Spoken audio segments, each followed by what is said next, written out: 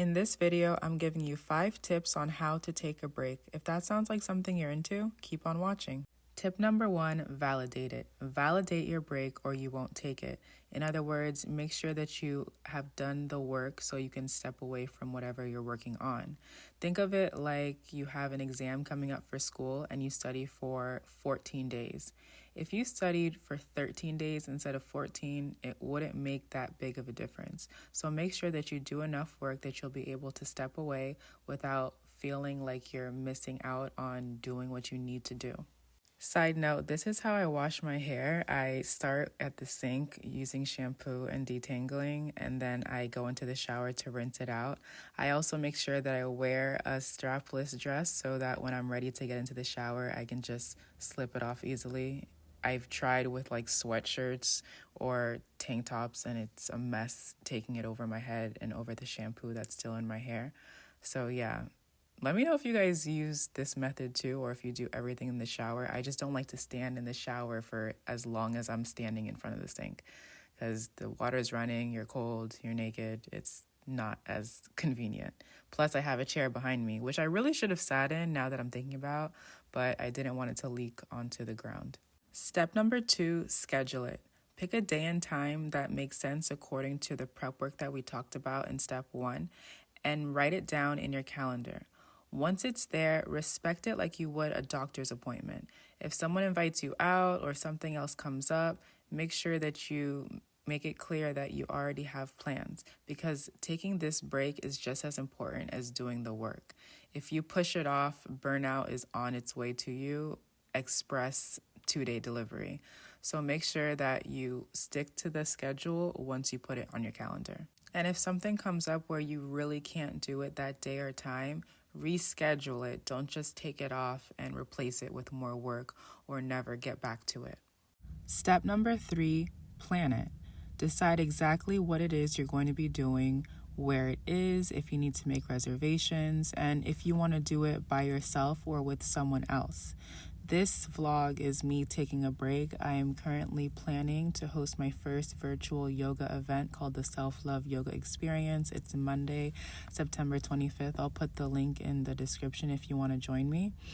And it's taking a lot of marketing, planning, filming, reviewing my yoga material to make sure it's a great session for everybody who attends.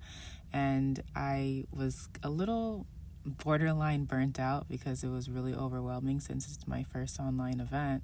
And when my cousin saw how stressed I was, she said I should take one day where I, as you can see before, washed my hair, actually did laundry, cleaned the house as well, and then I went to this aerial yoga class with my friend Michelle, which was exactly what I needed. This might not be relaxing for you. Some people wouldn't enjoy a yoga class. They might want to go to the spa. They might want to stay home and watch Netflix. They might want to go walk on the beach. Whatever it is that would serve you and make you feel at ease, do that.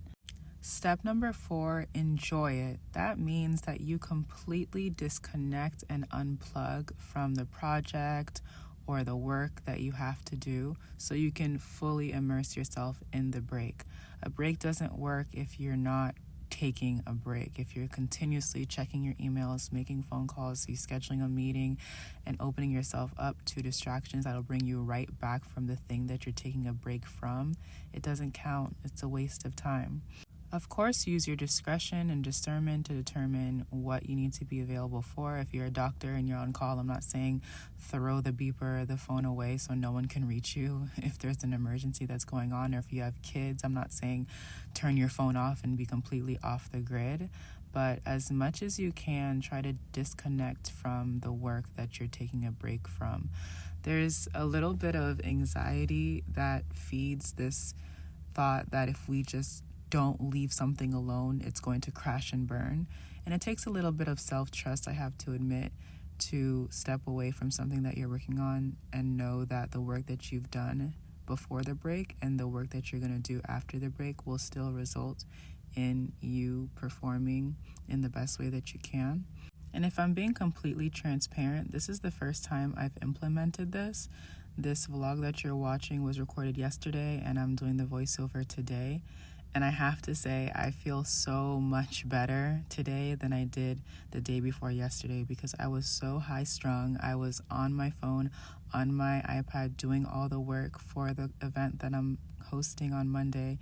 And I felt so heavy in my chest and distracted and nervous and confused and anxious. But now that I took that break, I feel so much better and ready to tackle the rest of the work that has to be done.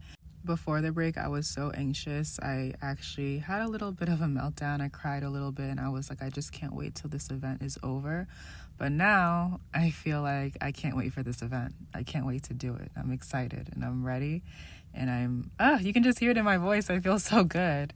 And that's exactly why I wanted to share these tips with you about how to take a break.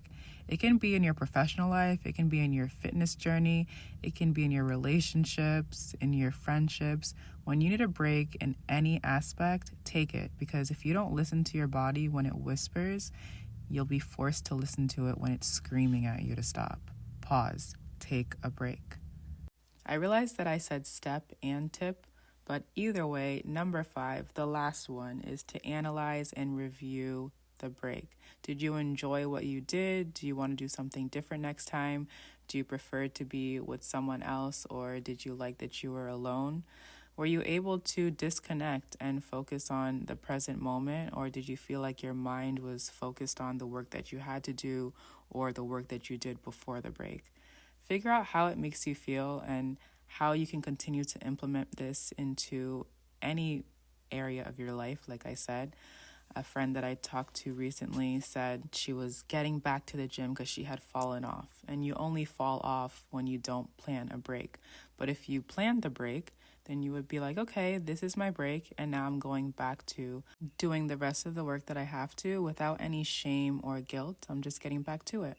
Did you like this video? I know it's been a while since I've done a vlog. Let me know in the comments below. Thank you so much for subscribing and being a part of my YouTube journey and everything else that I have going on right now. I post every Friday at 1 p.m. But until then, be safe and act accordingly. Bye.